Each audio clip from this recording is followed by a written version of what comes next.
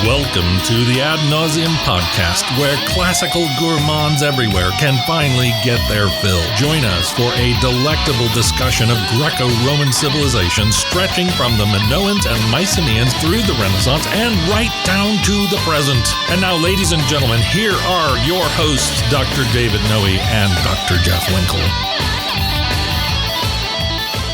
Welcome, Ad Nauseam listeners, to episode 146 of our little podcast. We are down in the bunker, the Vomitorium South, the basement of the RHB bookstore and warehouse. My name is Dr. David C. Noe, here with my good friend and mint sweatered co-host, Dr. Jeffrey T. Winkle. How are you, Jeff? I'm doing well. Once again, feeling outclassed by your attire. Yes. You got the jacket and tie on and such. But I feel sometimes you do it just to kind of make you feel bad. Exactly. Well, right. As I age, this is more like my spare attire. Oh, really? Say. Oh, okay. Yeah. Yeah. But hey, I went to the dentist recently. I hate going to the dentist. Yeah. How did that go? Well, I woke up this morning and the sun was gone, so I put on some music to start my day. Yes.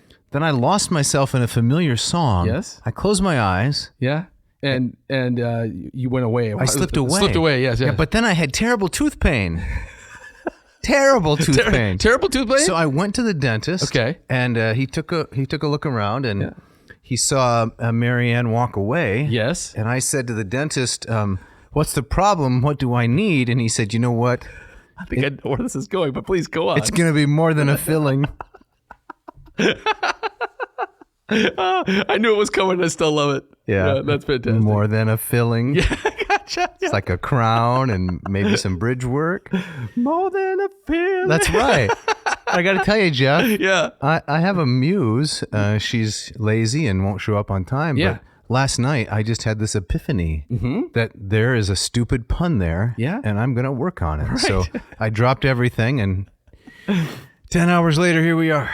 I love it. I love it. Exactly. I also love the gag of reciting song lyrics. Yes. As if that's what you're going through or what you just went through too. and treating it like just like a prose narrative. I like that too. To me, that can't miss. Why do you think that's so appealing to us? I don't know. It started with me. I remember once I was on an airplane at a time where you were limited. Were you leaving on an airplane? I was. Okay. I was leaving on an airplane. But in the days where you were kind of limited to listen to what was on like the little stations, right? I remember there was a British comedy channel. Yes. And there was a guy reciting the lyrics of A Hard Day's Night as if it was serious poetry. And it was hysterical. Right. Right? So ever since then, I've loved that. Yes. Yeah. So you're doing well. I'm doing well. I'm doing fairly well. Yep. And we got a shout out today, don't we? We do. Yeah. You want to start this off for us? Sure. He says, Salvete. Ooh, a little bit of Latin. Nice. I am Benjamin Phillips, an MA student in history at Ohio University and a regular listener of the Ad Nauseam podcast. You ever been to the Ohio University? This is not the Ohio State University. This is just Ohio University. Yes, which is in Athens, Ohio. Yes. And I think the answer to your question is no. Neither have I. All right. No. Okay. I only discovered the show about a year ago after being tipped off by my old professor. There's always an old professor behind these things. Crotchety old dean. Yeah. He says, I have since enjoyed listening to the banter, interviews, and discussions for which the podcast is known. Ooh. Did you know we have a reputation? I didn't, but this is it. I like it. I like it too. And it has helped me to fill out the nooks and crannies of my classical learning. Excellent. So apparently his classical learning is like an English muffin. It's just filled with kind of nooks and crannies. That's right. And we are the melted butter. We're the layer of butter of animal fat in the nooks and crannies of his learning. Yes. You want to continue? Yes. He says, on which note, be it mentioned that I obtained a bachelor's in humanities at Boyce College of Louisville, Kentucky. Here I first encountered the depths of the Western tradition and the value of the ancient world. While pursuing a minor in classical education, I also learned and fell in love with the Latin language. Then I came to Athens, and I'm assuming this is Athens, Ohio. Yes. Where the specter of specialization loomed before my eyes. That's a little frightening. I like the turn of phrase, but the specter of civilization loomed before his eyes? It is. It's very ominous. That's yes. correct. The initial plan was to study classical reception among the English Puritans, but my supervisor moved to Florida after my first semester and left only enough time to squeeze out a quick paper on John Owen's post-war writings. This little corpus includes the Theologumena Pantobata. Let me help you there. Yes, Pantodapa. Pantodapa. Theologumena Pantodapa. All right, which still lacks a decent translation. So this is interesting because... Is this a project of yours? Yes, it's one I'm working on. Oh, well, there you go. And I wonder if he knew that when he sent me this. Oh, I think he's... You think he's greasing the skids? I think he might be greasing the skids. He wants to be the next Ron Henley. have become a regular on the podcast. Not going to happen, Benjamin. We'll see. Maybe they could go head to head. Also don't know why he would refer to John Owen's corpus as little. Maybe that's facetious. John Owen wrote a massive amount of stuff. Maybe he is by saying little, he means massive. I see. Yes. Right. Okay. Yeah, pick it up. Okay. Fortunately, OU has two good historians of late antiquity as well as the most recent translator of Claudian. I have greatly enjoyed studying under their aegis and will be defending my thesis on a Wednesday. Nice. Wait a minute. That's probably yesterday. Man. Yeah. Wanting to know how Christians first approached the classics, I wound up writing on initial reactions to the breach of the Rhine frontier in 406. Don't you hate when that happens? When my Rhine frontier becomes breached, it's the worst. Yes. Yeah. Think Augustine's City of God, but with more poetry. I don't like to be told what to do, frankly. I have found them to be sensitive readers and deployers of Scripture, each other, and the epic tradition. My wife and daughter will be glad to have me back from their company, but my time among these afflicted Gallo-Romans has been fascinating. You want to finish it off? Sure. After this, I will be helping to start a classical academy in town. The prospect of teaching Latin, developing faculty, and staying at my local church are all quite exciting, as is the longer commute and further opportunities to listen to your show. Yeah, isn't that nice? That is very nice. I especially like the way that he ended this long autobiographical description with a reference to us. Yes, exactly right. And looking forward to an extended commute because he can use the opportunity to listen to the show. Yes, and he says, Walete, right? That's how you sign off, Walete Benjamin. So you got nice Latin brackets to the whole message. Absolutely. Yes. Nice job, Mr. Phillips. Yes. Thank you for listening. Thank you for the shout out. Thanks for keeping the torch lit. Yes, I hope that defense of your thesis went well, and best bona fortuna on the starting of the academy. Nice. I'm sure that he covered himself with glory yesterday. Awesome. Yeah, and maybe a little bit of chalk. It's potential. So, Jeff, what is on the menu for today? We are back to Mr. Marrou and his history of classical education. You're talking about Henri-Irénée? Henri, yes, we are talking about Henri, and so we're back. We're going to try to pick up where we left off a few episodes ago, talking about Plato's role in all of this. Yes, we just had a plethora, did we not, of special guests on the program. Yeah. And some great guests. So now we're back at Marrou and the history of education in antiquity, specifically Plato. How far does Marrou take this? Like, what's the timeline? For the whole thing? Yeah, for the whole book. Where does Let he me get just to? check the TOC, as we call it in the business. You know what I'm talking about? I know what you're talking about, the table of contents. Nice. What does it say? Well, this would be the section number 3, Classical Education and Rome, and the final chapter, chapter 10, the appearance of Christian schools of the medieval type. That's what's coming up. The monastic school in the East, its limited influence. The monastic school in the West, the Episcopal school, the Presbyterial school, and the beginning of the medieval schools. And then we finish it off with an epilogue and the Lombard invasion. Okay. So preludes to the Carolingian Renaissance. So the Carolingian Renaissance, that's 800 Charlemagne. So I guess end of late antiquity and looking forward to Charlemagne. Gotcha. Right. So we've got, chronologically, we've got a ways to go. We got a ways to go. Did you bring any snacks, any huggable portions to sustain us on the journey? I'm now regretting that I did not. Yeah. Yes. Right. But I got to tell you, in kind of reviewing the Plato section today, I realized that I was under the impression that I thought we knew a lot more about kind of the operations of Plato's Academy than we actually do, and how much of these ideas of Platonic education might be simply just theoretical, right, and did not actually take place. I found that kind of just that detail alone fascinating. Could you say a little bit more about that? Maybe you can tell us what were some of your misconceptions or misperceptions. Well, I guess my misconceptions were, I think I made kind of the assumption that Plato's ideas about education were things that indeed were being practiced at that time in the academy, and that these were things that he was teaching, and his ideals about kind of who would be taught what were things that were actually taking place. And I think I made that assumption that kind of tied those things together. But from Marrou's text, he kind of points out that we don't really know, that a lot of what Plato's ideas about education is certainly influential on what education becomes, may not have actually happened in the way that he was describing them in the Laws and the Gorgias and the Republic. Yes.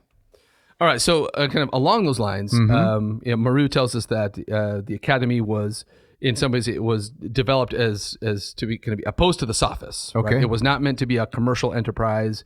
but it was more kind of thought to be a brotherhood. And as such, a lot of the language around it seems to be almost like the mystery cults. So like you'll be initiated into the mysteries of the education. Or the Moose Lodge. The Moose, yeah, right. Or the Elk Lodge. The Elk Lodge or the Masons. The Stone Cutters. Exactly right. Right. Yeah. And so there's talk about the ground being consecrated to the muses. And so it's all within that context that I was kind of mystified about a lot of the mystery that surrounds what exactly it looked and sounded and felt like. Right. Yeah.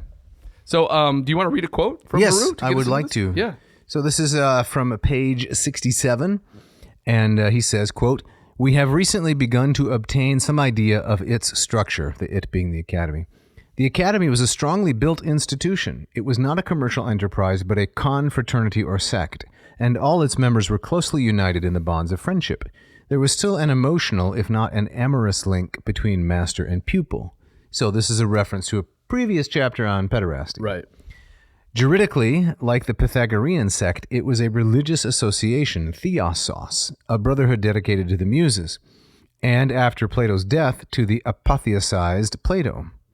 A wise precaution, soothing the susceptibilities of a bigoted democracy ever ready to accuse the philosophers of impiety, as the proceedings against Anaxagoras and Diagoras and Protagoras had shown, not to mention the action taken against Socrates and still to be taken against Aristotle, sometime between 319 and 315, and Theophrastus, who was Aristotle's successor. The cult took the form of festivals, arranged with the utmost care in a series of sacrifices and banquets. Now, would this be like I'm editorializing here. Would this be like a fall festival? Philosophers carving pumpkins? Right. Yeah, I like the thought of that. You think that's what it would be? Or, yeah, exactly. Like a music festival? What do you think he means by festival? No, there's bobbing for apples. Okay. Right? In a series of sacrifices and banquets, the academy was a sanctuary consecrated first to the muses and then to Plato himself. It was situated in the shade of the sacred wood dedicated to the hero Academos in a lonely and secluded spot in the northern environs of Athens near Colonus. Now, before we get into this, I can't remember if I asked you this last time, but have you been to that area to where there's some excavations there? There are some excavations. I believe I have tried a couple of times actually to find it. Yeah. On foot with not much success. It's a bit of a hike. It is. I mean, it is a ways out of the center. You can city. take the metro out there. Yeah. And then wander around, which I think I've done a couple times, but all of my attempts to visit the academy in Athens have been unsatisfying. Unresolved. Gotcha. Aporetic. Yeah. How about you? I have not. It's on my list of things to see. I don't. It doesn't look like from what I've seen online that there's a whole lot to see. But I think I would love to visit it just simply to be there. Yes. Do you remember the trip we took down to the Piraeus? I do. Yes. Exactly. Walking Why along do the you shore. say it that way? Because it was not pleasant, as I remember. Oh, I don't have a terrible memory of that. It was. Well, the standards of hygiene in the particular subway car that you and I were sandwiched into well, that part left more than a little bit to be desired. Okay, that part of it is coming back to me. I was thinking more kind of walking along the shore and seeing the ships out in the water. That was nice. But it was a sunny Sunday afternoon, if memory serves. Yes. We also that day visited the first cemetery of Athens, right? We saw Schliemann's grave. Where we saw Schliemann's grave and lots of other really fascinating tombs. That was fantastic. Right? And all of it, the best part, no students. You're gonna have to explain to all of those former students of ours who are listening to the podcast, why were there no students, Jeff? Oh, but this was kind of our own free time, right? Students were off doing their own thing, but yes. We dealt with them soon enough, right? But to get back to the quote here, yes, it seems like Marrou is suggesting that the whole religious aspect may have been a kind of cover. Right. So there's lots of questions surround. What did Plato actually believe about the gods? What did he accept and what did he reject? Yeah. But Marrou seems to suggest is that Plato learned his lesson from Socrates. Is that we have to have kind of the sheen of religiosity, or else they're going to come calling. That does seem to be the suggestion. I've always taken Plato to be, if not a monotheist, absolutely a henotheist. Yeah. And this is the way that I have explained him to students, right? There's a strong line of almost monotheism in his dialogues. For example, in the Euthyphro, there's a clear attack on the inconsistencies of polytheism, at least as popularly conceived by people who read Homer as a theology textbook. Yeah. Now, maybe you'd say it's more like henotheism, one supreme God Right. with lots. I'm not saying this for your benefit. Yeah. One supreme God with lots of subordinates. I think that's the Max Muller interpretation. Okay. Yeah. If I'm not mistaken. German 19th century anthropologist and student of religion and mythology. But then students are usually surprised when they find out who is that one supreme God, because you would naturally think it's Zeus. Right. But it's not. It's Apollo. Yeah. If there's any god in the Platonic dialogues that has a kind of strict justice, it's Apollo. Right. Yeah, no, I think it's a really interesting question. I mean, certainly I think that's what you just said explains why Platonic thought merges with early kind of awakening Christian thoughts fairly easily, because it's adaptable to monotheistic ideas. But I do think, Plato is hard to pin down. We'll talk about how one of his issues with Homer was that he didn't like how Homer portrayed the gods. Right. That it was disrespectful to the gods. Yes. So what does that mean? Is he believed in the traditional gods but kind of saw them in a very different way, or was he saying that this all can be kind of lumped together in a kind of pure monotheism, as they're all kind of represented as the good or the one? Yeah. I think to give a preliminary answer, I think it's more the latter. Yeah. And I think the proof for that is in the Timaeus. The Timaeus and the Laws are the two last dialogues. And in the Timaeus, he has more or less dropped the charade of actual interlocutor with Socrates. Right. The Elenchus is not there. Socrates is giving long speeches, which are highly programmatic in nature. But if memory serves, I didn't reread the whole Timaeus before this episode.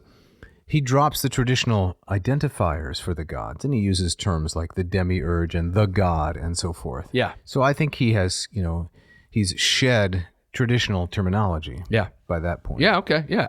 That makes sense to me. Yeah.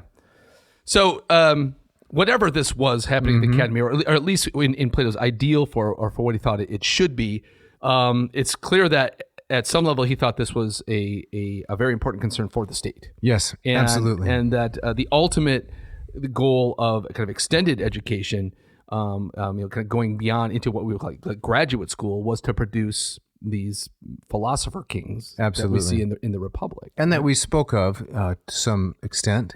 Yeah. In the previous episode on Marrou. Right. The different persons all over the Mediterranean who went out kind of like philosophical missionaries and tried in their various city-states, sometimes ending up in opposition to one another, in competition and even war, but tried in their various city-states to put into practice Plato's political program. Yeah. Way too much alliteration in that phrase. I did not intend it. Oh, nicely done. That's one of my least favorite figures of speech. Yeah. Okay, Jeff, so as we go on, I noticed that Marrou makes the point, first of all, that this education, state-sponsored, state-organized, at least conceptually, was parallel. Yes. But not co-ed. No. So can you explain the difference? Well, I mean, I think it's striking that Plato thought that both boys and girls should be educated, but not exactly in the same way. Now, wait a minute. I thought that all ancient people were, what's the word I'm looking for? Raging sexists? Yeah, right. Chauvinists, unredeemable chauvinists. Right. Is that not true? I don't think it is true, right? And again, we've talked at length on other episodes about what kind of lenses you apply to the past to make these kinds of judgments. But I would say, again, from a modern lens, this is kind of unexpectedly progressive. Correct. Someone might say. Women are educated, men are educated, or Yep. boys are educated, girls are educated, but not necessarily in the same class. In the same way, right. So, okay. I saw throughout this chapter Marrou is talking about, Plato himself seems to kind of wrestle between kind of the ideal of education and also kind of the practical nature of education. I mean, it's something that goes on to this day, right? Absolutely. What is the purpose of education? So I think a lot of the things that he said that young boys and young girls should go through had a kind of practical function. He's looking forward to kind of the kinds of roles they would play in the state. Right. And I think a lot of that kind of explains why it's parallel. Okay. Yeah. So shall we talk about elementary education in particular? Yeah. I was struck by, two of the things that Plato says should be foundational for kind of elementary education are gymnastics and music. Okay. Which it struck me. I don't know how it was when you were growing up, But those two pieces I had both of those. I had gym and I had music, but they were also probably the two subjects that were probably the most ridiculed by the kids or the thing taken least seriously. Oh, well, music definitely. Yeah. Until 5th grade when people sorted themselves into band, right? Right. 5th grade, 6th grade, there was the band that you sorted into. Right. Gymnastics or the gym class, it was what everyone loved the most. But I don't think there was ridicule. What was your experience? I think, well, in terms of what deep, dark elementary secrets are you going to reveal on the air? I think it was kind of this notion of, it was a lot of dodgeball. I remember that. Did you play any hockey with the tennis ball? Yeah, we did that too, right? Yeah. But I mean, there was always this sense of like, this is fun to kind of get out and mess around a little bit, but this isn't education. Right? The idea that you've heard the old saws like. Those who can't do teach, and but those who can't teach gym. Oh, I've never heard that. So, I mean, it's always had kind of that. I think that place of ridicule in pop culture, and that certainly had kind of bled down to my experience. But and then for me, it was just an escape from the doldrum of the classroom. I get that too. You can go run around, chase each other, and hit each other with jump ropes and things for an hour. The jump rope with a little plastic sleeve on it. Yes. It's like a really hard straw. Exactly. Whip that thing around. Oh, that was painful. Right.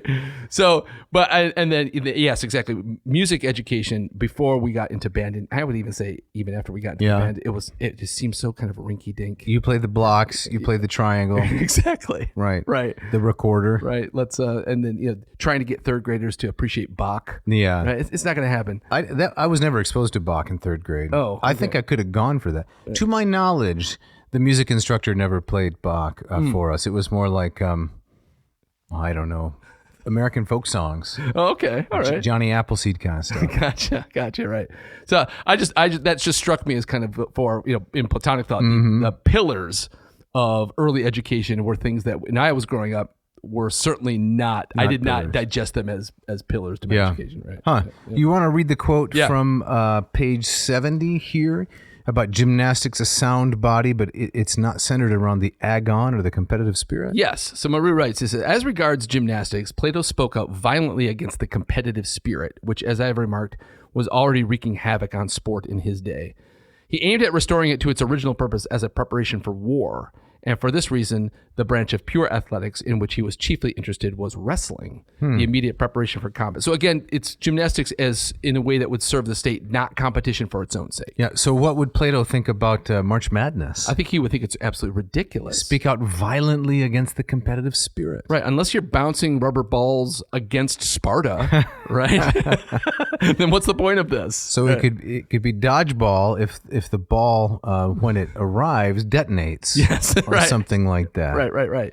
No, I mean I have grenade practice. Right. Yeah. I mean I have to think. If you think about what sports were being played and competed in, there were certainly things that they tracked directly to warfare. Absolutely, right? most of them. But he didn't like that the focus was on maybe kind of intra-Athenian competition rather than thinking about what this is actually for. Okay, so I mean, to parody poor Plato, yes, just for a moment, he would look at like the men's sprint at the Olympics, and he would say, "Yeah, they're really fast, but where's the killing? Where's the killing?"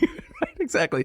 I think he would. If they had Winter Olympics, he would have loved the biathlon, skiing and shooting. Yes. Now we're talking, right? But what's our least favorite one in the summer? What have we talked about? Rhythmic gymnastics. Oh, exactly. Right. Or anything involving a trampoline. Yeah. He wouldn't go for that. No, he would not. Right. Okay. All right. Let me pick this up. He says, of course, the list of games that together made up physical education included other sports. There were the usual foot races, sprinting, and so on. But Plato also introduced fencing and heavy and light infantry fights, and generally speaking, insisted on the exercise of being a military nature, intended for women as well as men. For the Platonic city had women soldiers, archery, throwing the javelin, slinging, marching, maneuvers, camping. So, it does not seem to be... Camping is a military activity? Glamping. Okay. But that women were doing this as well. This is fascinating. To this standard training, he added the aristocratic sport of riding, compulsory for the girls too, and its normal accompaniment, hunting. Right. All these being archaic features deriving immediately from the most ancient aristocratic tradition. But there was one point that forecast the Hellenistic institutions of the future. All this pre-military training is to be given in gymnasiums, in public stadiums, and riding schools under the direction of professional instructors paid by the state. Sounds rather totalitarian, does it not? Oh, he's got that muscle that he flexes. Yes. Well, and I think it's important to remember that the republic on which much of this description is based, right, has often been criticized, not as a utopia, but as a communistic nightmare. Yes, exactly. Now, whether or not that's true depends in large part on whether you think that Plato is actually seeking to legislate for a real city, yes, or if he is describing a very complicated metaphor for the ordering of the soul. Exactly right. And that, I mean, we don't really have an answer to that question, right? So part of this, and this seems a natural extension, Marrou talks about how hygiene and diet were included in this. This is your nutrition class. Yes. Yep. Did you have one of those in did. Elementary school or high school? I did. I don't remember much about it, but I do remember going to it. Taught you how to brush your teeth. Exactly. Yeah. Don't floss behind your ears, things like that. Right. You have memories of those classes or not really? I remember that I went to them, but not much of the lessons. Where was your mind during? I mean, where did it want to go? Where did it want to be? I was always comic books, or comic books, or kind of just playing music in my head and listening to that. Right. A little dancing monkey banging some symbols together in your head. Exactly right. I was always good at letting my mind wander off. Right. Yeah. Right.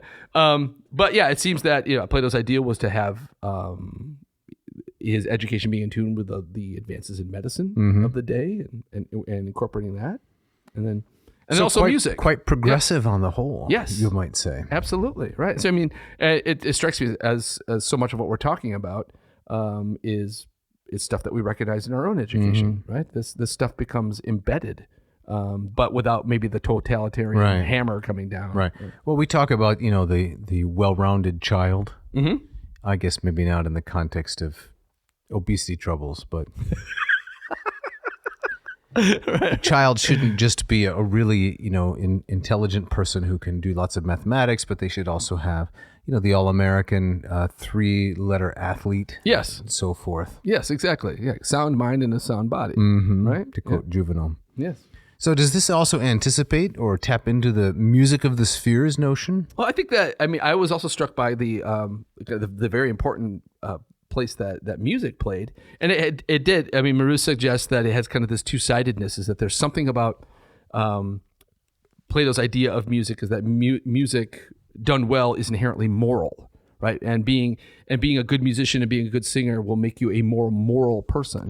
But at the same time, he's also thinking, well, we have lots of these festivals and processions in the state that need accompaniment, and they need choreographers and they need dancers. And so what better place to prep them for this? So again, it's that ideal mixed with the practical. So do you think there's anything to the Platonic notion that music is inherently moral? I do. I'm surprised, but tell me more. No, I think what it can taps into is, I'll often, if I get into like a theological discussion to people and we start getting around to kind of questions of the proof of God's existence. Okay. For me personally, the way that I can be moved by music in a way that I cannot explain, I will often point to as kind of a personal proof for God. I did not know this about you. Yes, absolutely. And so I think music for me has always been at its best a mystical experience. Not all music, of course, does that. Right. But I think music at its best, its most powerful, can tap into something. I love that idea of the music of the spheres, whatever that might be. That music can kind of transport you to something transcendent. Yeah. Yeah. Like, is it a great Australian rock band? What one? Tears for Spheres. Aren't they from Australia? I think they were English. Oh, they're English. I'm thinking of NXS. Yes, that's right. Very similar, though, right? Yeah, same era. Yeah, exactly. Yeah. Well, you're in good company with the late Reginald Foster.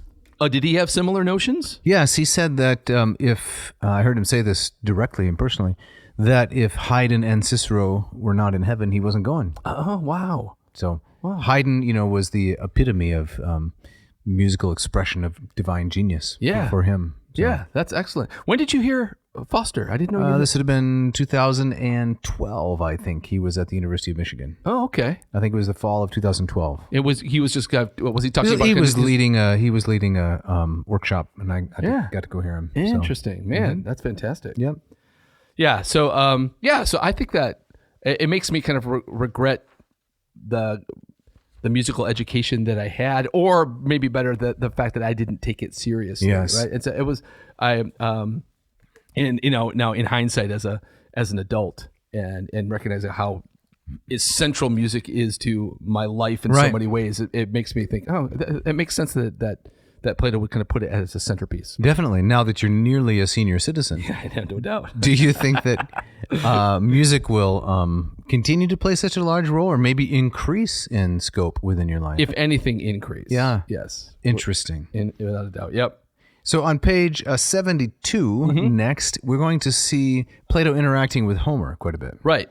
So can I read that quote and then we can talk about it? Yeah, let me just set this up. So this comes from a section in Marrou where he talks about how kind of the study of music kind of gives way to what we might call the study of literature. But if you're talking about epic poetry, it's a fine line. Well, last week, remember, with the wonderful Stanley Lombardo, all ancient literature was meant to be performed. Yes. Often with musical accompaniment. Exactly. For Stan, it was drums. Drums. Yeah. Right. Yes.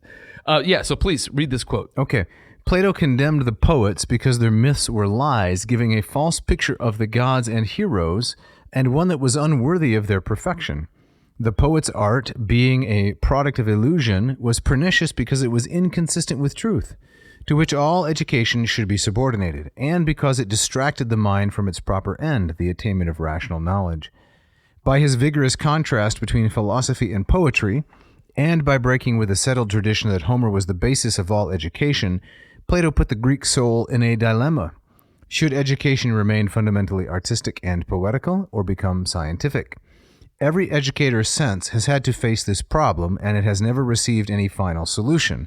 Our own education still being divided between the opposing claims of science and the arts. Yes. Now, remind me, when did Marrou publish this book? It was 1948, right after the end of the war. Right. So here we are, 75 plus years on. Yes. And I would still, this is still kind of the argument that goes round and round and round. Oh, definitely. And I certainly... But it's a little sloppier, if I can say. What do you mean by that? Well, for example, mathematics is a liberal art. Yeah. And it was central to Plato's development of the person as a whole. Yes. Mathematics generally today, so far as I know, is seen as entirely a technical skill. Yes. Not by professional mathematicians.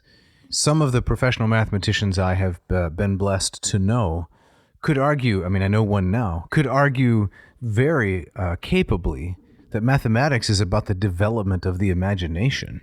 And so every time I meet a mathematician, a professional, I ask if they would answer some questions of arithmetic. Yes. Because I want to know, if you're a great math mind, can you also do times tables quickly and things like that? Yeah. It's just kind of the game I play.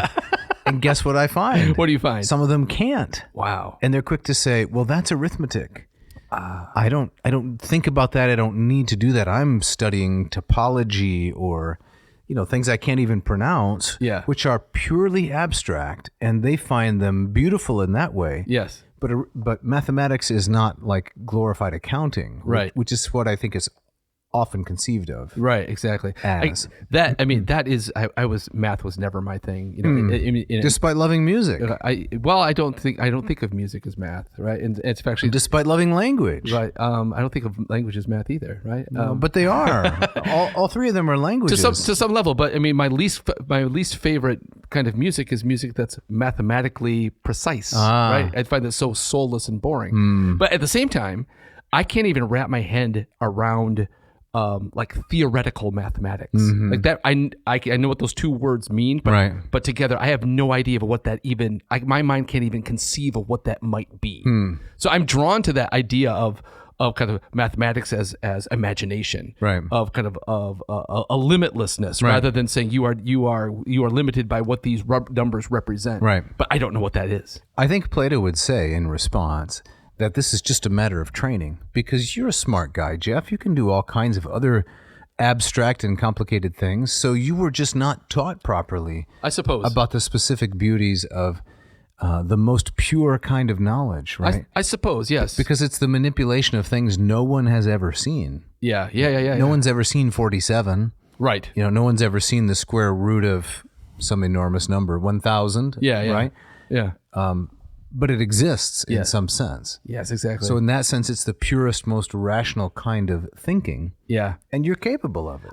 Perhaps. I think my problem is I never came to love it. Yeah. Right. And I have a very difficult time forcing myself things to do that I'm just not naturally drawn to. And so when they sent you to math class, where did your mind go? Oh, I gutted it out. I remember the one class in all of high school that I really struggled with was algebra, and my mind could not grasp it. It didn't help that I didn't have a great teacher. Yeah, but I remember just forcing myself, killing myself just to get a decent grade in that, and then being and convincing myself I was happy enough with that. But I never came to love it. I mean, what was your experience with math? Well, I was just going to say, I have one really interesting memory from algebra class, I think, but I loved math, and for a while had some minor ability, mostly because my particular school, a very small public high school, didn't teach hardly any languages, literature, and things like that. Oh, okay. So the only way to get any kind of intellectual satisfaction was to pursue math and science. Yeah. So I did, and I enjoyed it. But I was in Algebra 2 or something, and I'm working out a problem, and I got my pencil, and I'm developing a little rhythm, of moving along in terms of the sounds that the pencil is making, and I'm really pleased as I'm making the marks and so forth. And the guy that's sitting next to me at the table, he can hear kind of the percussion instrument that I was trying to make with my pencil. He says, "You're really having a good time, aren't you?" He could just tell from the sound of your pencil that you were enjoying this. I was. Because I had figured out a way to make all the marks, but in a kind of actual percussive rhythm. You've done that before, haven't you? I have, right. So you turned the math into music. I tried. Yeah. That's great. That was fun. Yeah. I think after, when you're in 8th grade, 9th grade, the last thing you want to do is stand out for something like that. Yes. So I think after he said that, I stopped doing it. I see. Man, isn't it amazing how just kind of one thing like that, right? One little phrase, some offhanded remark, I'm done. Yeah. Speaking of offhanded remarks, yes, it's time for the ads.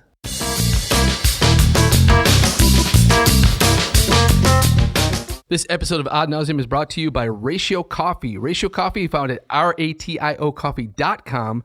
You can find their wonderful products, and I'm just going to jump right to it. Yes. I'm really excited about this Ratio 4 that's coming out. We've talked at length about the 6 and the 8. Yes, but they've got this wonderful machine coming out, and they advertise it as the first affordable and beautiful half-batch pour-over coffee machine.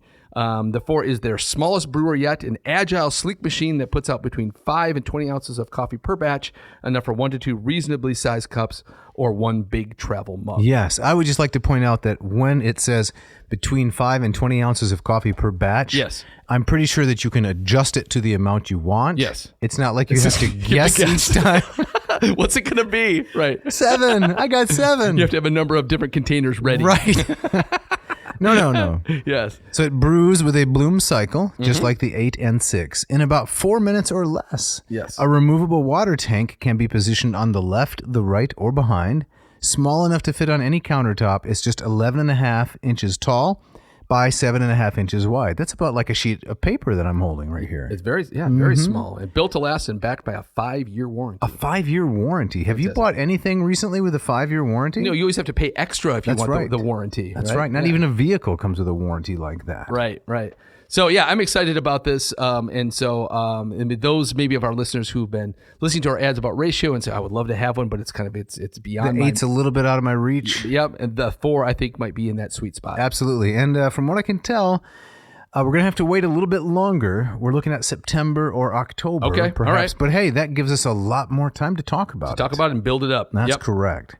So let's say you want to get the 8, you want to get the 6, you want to get in line for the 4. Jeff, what should the listener do? They should go to ratiocoffee.com, find the product that you want, click on the little grocery basket, and then you want to type in this code, which would be ANCO2D. Right, and that D stands for, is it delicious? I was going to say delicious. Yeah, it stands for delicious, probably. Yeah. So AN, as in ad nauseum, CO coffee, 2D. Yes, and that will get you 15% off your entire order. Check it out. This episode is also brought to you by the good folks at Hackett Publishing. Jeff, Hackett has offices where? In Indianapolis, Indiana, and Cambridge, Massachusetts. And what kind of books do they sell? All kinds of different books, right? I mean, our main attraction, of course, is their massive a selection of classics, but they have stuff from all over the various subjects of academia. That's correct. Do you like their covers? I love their covers, right? Do you find them affordable? I do find them affordable, right? Would you say it's a good... Do you feel like these questions are leading? Yes, a little bit. Do you think it's a good way to build up inexpensively an impressive library of classical authors? Without a doubt. Okay. Yes, right. And you can read great translators like Stan Lombardo, who we interviewed in our previous episode. Yes, he's translated the Iliad, the Odyssey, Ovid's Metamorphoses. Funny, great stuff. I loved the way he described Ovid. Ovid is the poet at play. Yes, exactly. That nailed it, I would say. Yeah, exactly right. Yep. So, listeners, hey, if you want to dip into this vast pool, go to hackettpublishing.com, HACKETT publishing.com. Search through their vast catalog, and you will be astounded by how affordable this stuff is. Especially if you are a student and you're looking at things like textbooks. This is the best place to go. Yes, and I'd just like to point out that when we first conceived this podcast, and we went to these folks and we said, hey, we know we've done a couple episodes. We got 1,000 downloads or so. This was the fall of 2020. Would you like to be a sponsor? They took a risk, took a flyer on a couple of chuckleheads said, yes, we want to help people take in the classics and keep them down. Sign us up. Right. And have been with us ever since. Right. So we are really thankful. Right. And listener, by getting these texts, by using these coupon codes, you help the podcast, you keep this going on, but you're going to help yourself too, because to have these volumes on your shelf. That's right. And you definitely don't want to traffic with one of their competitors. Oh, no. Do we have a new one in the bunch? Well, one of their competitors that also approached and wanted to sponsor us. Yes. This would be Stackett Publishing. Oh, Stackett Publishing. Yeah, right. exclusively books on Jenga. That's it. That's their whole... Do you remember that?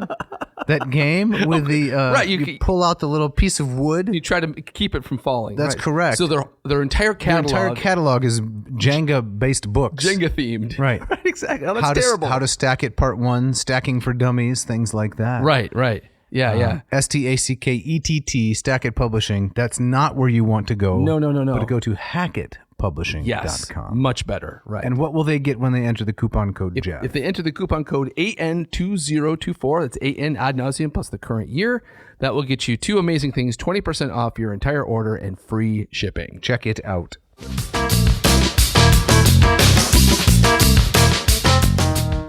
All right, Jeff, as we get back into it, you have labeled this part of our show notes today, math, ! Oh boy, right. ! Right. It's just a little bit of sarcasm, Yes. reflecting on my own experience Right. in math. I've never felt confident in math. Can I make a request? Please. In the future, when you help write the script, can you keep the emotional outbursts to a minimum? I will try. Okay. Exactly right. So, All right. But So take us into this part. right. So for math, Plato suggests in his writings that math was in some ways kind of the ideal philosophical subject. It has kind of aims at exact truth. Yes. In a way that literature or gymnastics couldn't get you. And so it's he's talking about math in the context of his famous allegory of the cave. It's mathematics is the way that you can emerge from the cave and stand under the kind of the philosophical sun of pure goodness. So we use the math to get out of the cave? We do. To see reality as it is? Right, exactly. Huh. Yeah. So maybe it's math that teaches us that there is something as objective truth. Yes. Yeah. Interesting. I think so. I think that's what Plato is after, and I think that's why he places it at kind of the top of the heap. You have to go through all these levels of math. You have to master math before you can even begin the kind of the contemplation of pure truth. Right. So you're not necessarily going to be a literature master, Right. or a history master, or even a stair master, but a math master. A math master. So Yep. was this any part of your own education? Can you remember being in 7th grade pre-algebra or doing your times tables in 5th grade? Yes. Did you race with the other kids? Did they have races? We did. I loved math because of its competitive nature. You liked that part of it. I did. Who right? could get to the answer fastest? I liked that a lot. Really? That just Yeah. stressed me out. Oh, really? Yeah, exactly. You were the kid I always beat. I would walk past you on the way up to the front to get the little paper certificate that said. I was the kid who was annoyed by your rhythmic tapping of your pencil. Yes. Did anyone ever explain, Jeff, Yeah. you should enjoy this because mathematics is in some ways tapping into the most objective and pure reality that'll blow your mind? Of course not. Okay. Right. And so I didn't think so. Do you think that would have helped Yes. your appreciation? Right. You know, I think one of the things that was, I mean, this is not just math, but one of the things that was missing in my own education was when I went into these classes, there was never any kind of justification from the teacher of why we're doing this. Or discussion of ends and purposes. Exactly. Right. So, and this is why as a teacher of the humanities, I think it behooves me to kind of give a constant defense of the humanities. Yes. Just kind of given the state of the culture we're in. But I think that's important is at the beginning of a course to say, you're all in here, you all signed up this, and this is why we're here. Yes. I never got that. No, I didn't. I don't think I ever did either until college. So I have a story and a potential observation. Okay. If I may. Please.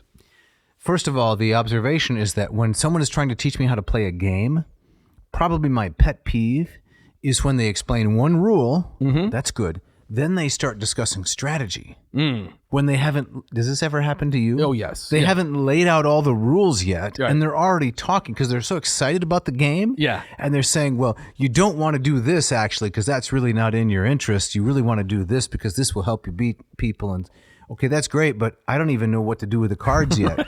Right. Could you tell me, do I pass to the left or to the right? Yes. Of course, in the Midwest in Michigan, we have this game euchre, right? You've played euchre before. Yes, I hate it. Yeah, I figured you did. Yes. I used to like it a lot. I don't care for it so much anymore. But this always happens in euchre. People are explaining, turn the bower down, don't pick up the bower. And my, prior question is, what's a bower? Right. Don't explain strategy. So I think that's analogous to the way that some of these subjects are taught. Yes. They're Okay. telling you how to manipulate it, but nothing about the purpose of the manipulation. Right. Exactly. Why would I want to do this? Right. Exactly. Yeah. Polynomial. Right. Yeah. It was just kind of this assumption that this is the courses that you take, and they are important because these are the courses that you take. Exactly. Right. And now the story. Yes. That was the yeah. observation. Yep. It was undergrad philosophy class at Calvin-Ney College, Yes. now university. And John Hare, my philosophy professor, said, "You've never seen a circle." So wait a minute. There's something crazy going on. I've here. seen lots of circles, Exactly. sir. What did John Hare have for lunch? Yeah. I've never seen a circle. He said, no. What is the geometrical definition of a circle?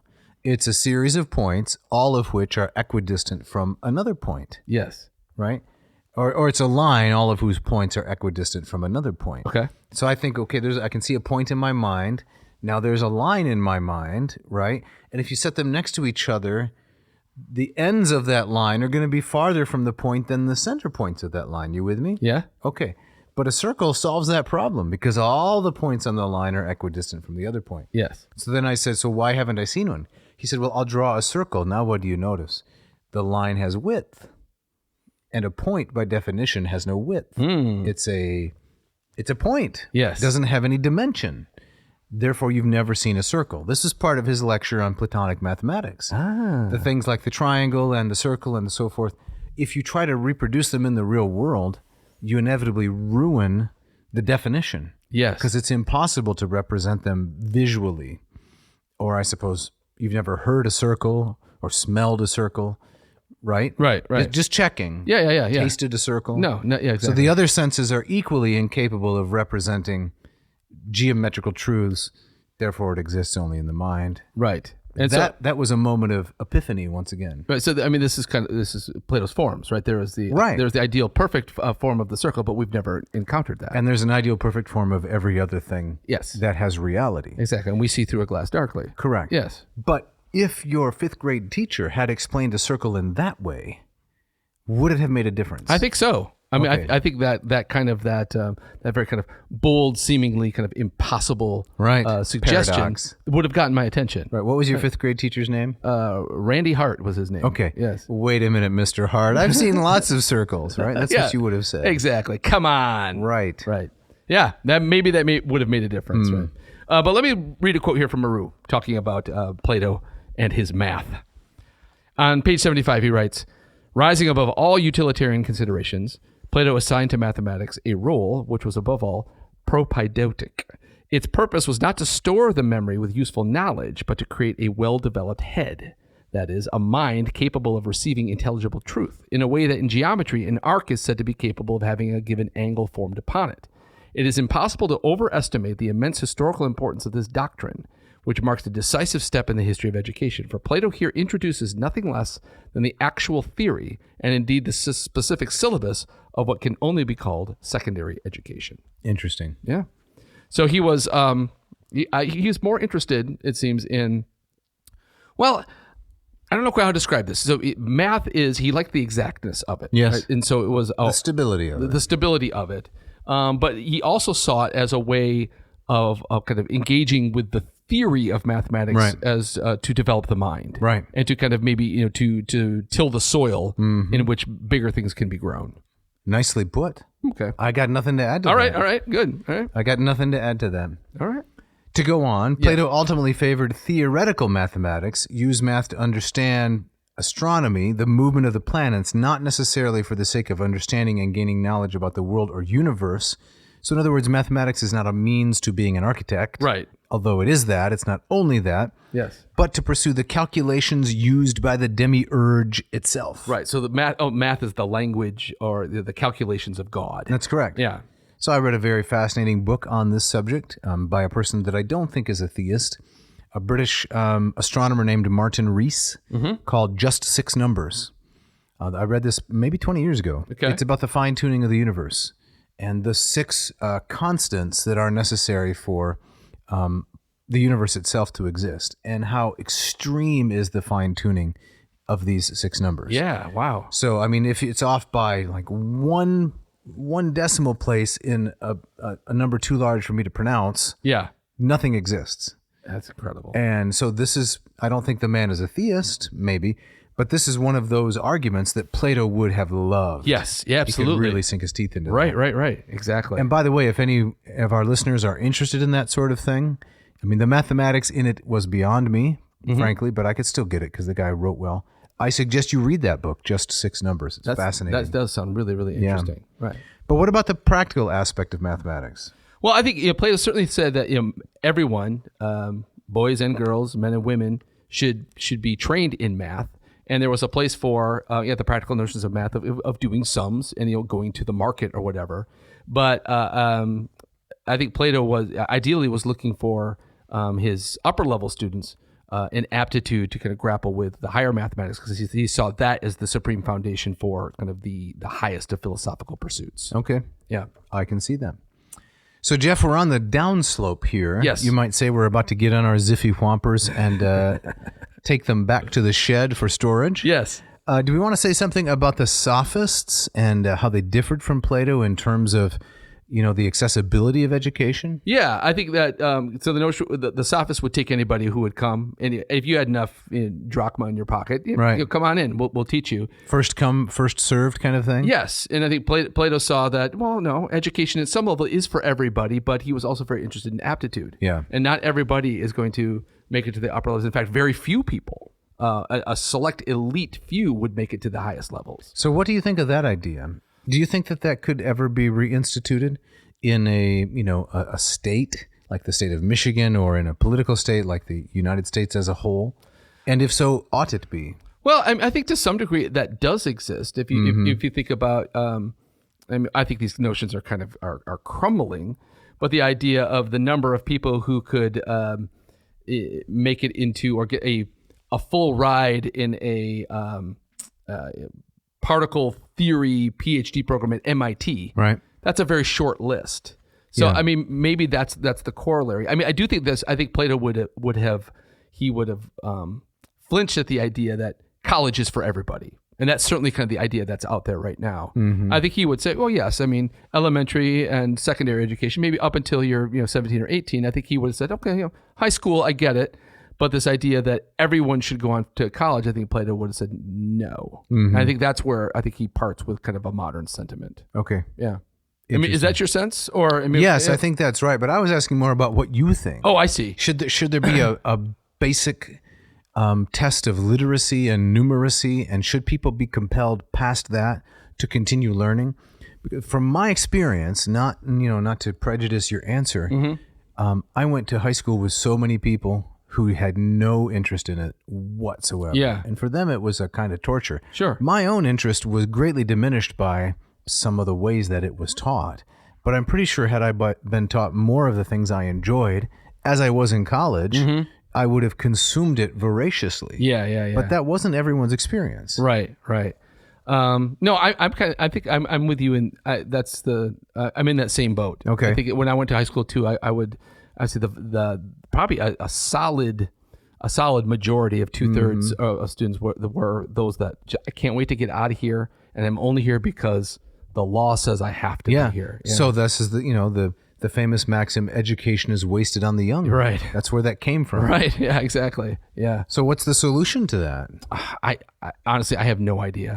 I don't know. I mean, I think my eyes have been open to different ideas about education, teaching at a community college over the last 7 to 8 years. And you'd say in a good way, in a very good way. You become more broad. Yes. And I've come to a great appreciation of kind of the more kind of practical and directed elements in education. I really like that the school I teach at now says that, okay, you're going to get your welding certificate. We still want you to take a class in literature. Yeah. Right. And so I think that recognizes you're going for something very pointed, very practical. And you may kind of fight against it, but we still think you being kind of, having a well-rounded education, it should still be part of even a program like that. Right. Yeah. Okay. So thanks for that. Plato divided up the stages of education. Ages 3 to 6 was kindergarten. So to speak. His preferred German term. Yes. Ages 6 through 10 would be primary. 10 to 17 or 18, secondary. Yes, exactly. And what were the consecutive curricula according to Marrou during those times? So once you kind of reach age 10 and you were in that secondary, there was a progression. You would start with literature, and you would progress to music, and then it would end up with mathematics. Okay. And so mathematics on the top of the heap as we were talking. Yeah. And then 18 to 20, mandatory military service. Yes, right. Like South Korea. Like Germany. Yeah. Yes. To put in some time. Yep. Shall I read the quote on page 76 Please. here? Yes. And then the higher education really began, but there was no question of going straight to philosophy. For 10 more years, this would be from ages 20 to 30, the student went on with the various sciences, but at a higher level. So that by developing a wider viewpoint, by coordinating and combining the various branches, the mind gradually developed the faculty to detect the unity behind their mutual relationships, the nature of the fundamental reality from which they all derived. Right. 10 more years. Yeah.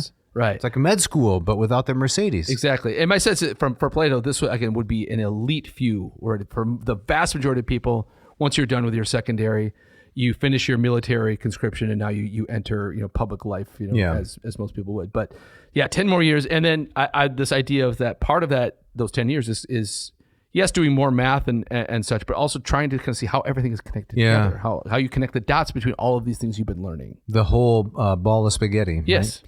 What about age 50? What happens then? And I like this because that's where we are. That's where we are. So he said at age 50, one might finally have the necessary foundation to you struggled with. You've kind of getting past all the temptations of contemporary life, and then you might be ready to start the contemplation of pure goodness. Now I have a problem with this a little bit. Okay. Because even though this seems like it may be true, if I remember from Aristotle, age 49 is a man's intellectual peak. Oh, is that what Aristotle says? Right. So then you start going down the other side, right? Yeah, right. So you will be as smart at age 58 as you were at 40, and by the time you're quite old, you're back to infancy. Yeah. So if you can't contemplate the good until you're 50, that's a year after your intellectual peak. Yeah. You have the downward slope for the contemplation of pure goodness. According to Aristotle. Maybe Right. Aristotle should have followed Plato's diet and hygiene regimen. I suppose. To keep it sharp, right? You're saying that Aristotle was on that metro car from Syntagma to the Piraeus on a sweaty Sunday afternoon in January? That could have been him. Oh, man. Oh, man. Right. And so we kind of end up where we started. Okay. And so to what degree was this actually practiced? To what degree is this was an ideal? I mean, Plato comes around to the ideas that this notion that he maybe tried these ideas in Sicily and failed. And he comes around saying that, well, maybe this kind of education isn't for organizing the actual city, but organizing in his phrase, the city within you. Yeah. And like you were saying, is the republic actually about a republic, or is it about the architecture of the soul? Right? Do you want to read that final quote that we have there, beginning with "In the end, Plato perceived"? I think this is page 78 of Marrou. That is correct. So he writes, "In the end, Plato perceived the truth about his own nature. His teaching became concerned with one man only, or at most a small group of men gathered together in a school, a closed sect, a cultural oasis in the midst of a vast social desert. The wise man shall spend his life cultivating his own garden.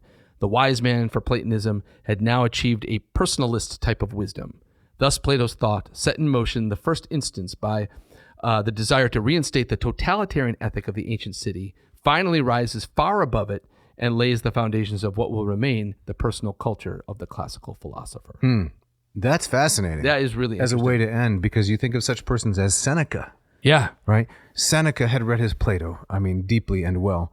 Seneca is trying to contribute to the governance of the Roman state, trying to govern through Nero. Yeah. But in the end, he commits suicide because he's implicated in a conspiracy. And the only way he can rise above it is to claim the superiority of philosophy to all human affairs. Yes. Yeah, exactly. So he's kind of living the Platonic ideal. Right. In slow-mo. Yeah. I would love to know, if Plato could have lived another 200, 300, 400 years, what he himself would have thought of kind of where his ideas went and how they end up shaping education. I think he'd be shocked by the success of his ideas, and pleased as anybody would be. Yeah. But also displeased and surprised in some ways. Yeah. Because his ideas went in directions he would not have liked. Right, exactly. Yeah. Well, Dave, we're up against it. We got to get out of here. Yes, we do. We do. And before we go... is there any particular reason we have to get out of here? Is there somebody knocking at the door? Not that I hear. No, not this week. It's pretty quiet. Okay. Exactly. But before we go, tell us a little bit about the Moss Method and LLPSI. I would love to. So Moss Method for Greek is a program I've developed to teach you the Greek language. Go to mossmethod.com. It's a great value. Check it out. Excellent. And LLPSI, if you want to study Latin? That's right. Go to latinperdiem.com/LLPSI, and you can learn Latin with me using the Hans Orberg Lingua Latina Per Se Illustrata textbook. It's a good value. Jeff, yes, we got to thank some people. Yep, we got to thank Mishka, our wonderful engineer, Ken and Scott for the great music you hear throughout the episode. And if you want to get a t-shirt or some other merch, go to adnauseum.com, get a Quai No Kent Do Kent t-shirt. Jeff, what is on tap for next week? I think let's continue this Marrou. All right. Let's dive into chapter 7. Which is Isocrates, okay. one of Plato's competitors. Yes, sounds exciting. And Dave, you have our gustatory parting shot. Yes, I do. This is from a French guy, François de la Rochefoucauld. Ooh. It's the best I can do. Not bad. He 1613 to 1680. I don't know, some crazy French moralist philosopher writing kind of guy. Okay. And this is what he said. I don't understand it. To eat is a necessity, but to eat intelligently is an art. Okay. What do you think, Jeff? I have to contemplate that. All right, you think about it. We'll see you next week. See ya.